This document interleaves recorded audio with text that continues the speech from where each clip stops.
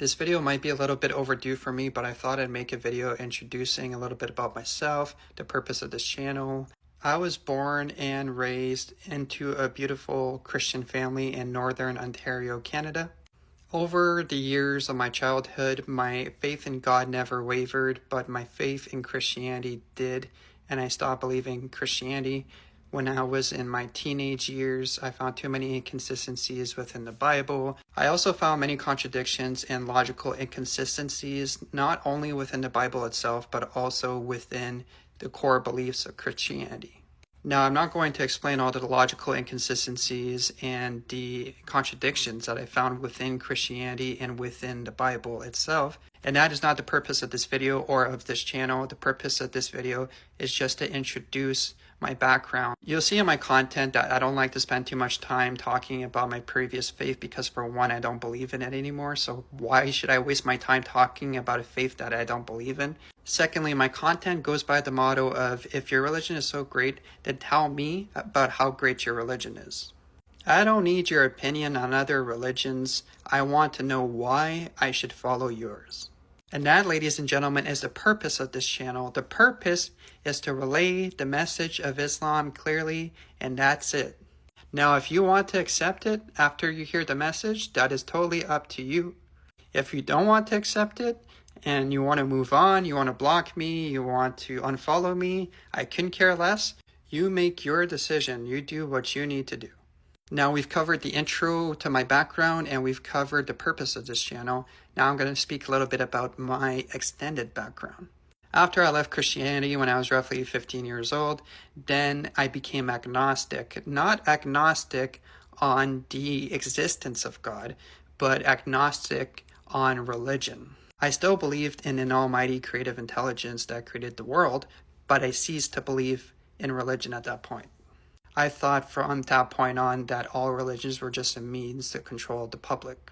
Now, I was agnostic on religion for roughly 10 years until I started realizing if a creator exists, then that must also mean by default that a religion is the truth. There has to be a religion as the truth if a creative intelligence exists, because that creative intelligence would want us to live our best lives. And how does this creative intelligence communicate with us human beings on how to best live our lives? This creative intelligence can't just speak to all of us directly, or else that would defeat the purpose of free will. If every single human being just automatically believes that God exists, then that would defeat the purpose to our creation.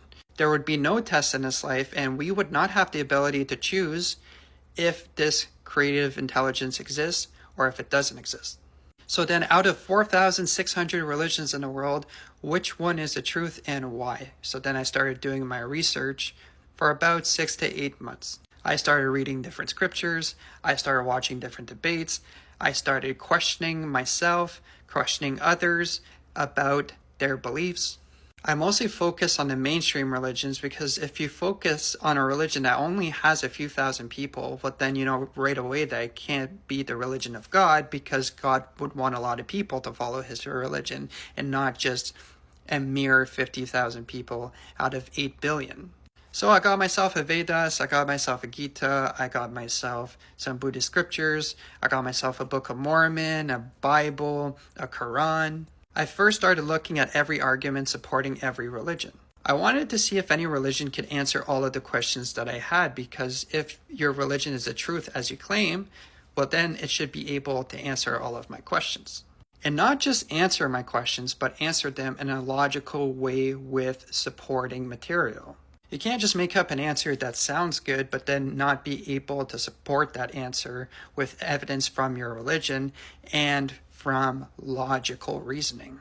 At the end of my first 6 months of obsessive research on this, I came to the conclusion that it's either Islam is the truth or God doesn't exist. So I did another 2 months of obsessive research on atheism and on Islam, and I came to only one conclusion: Islam is the truth, and I had to accept it for my own good.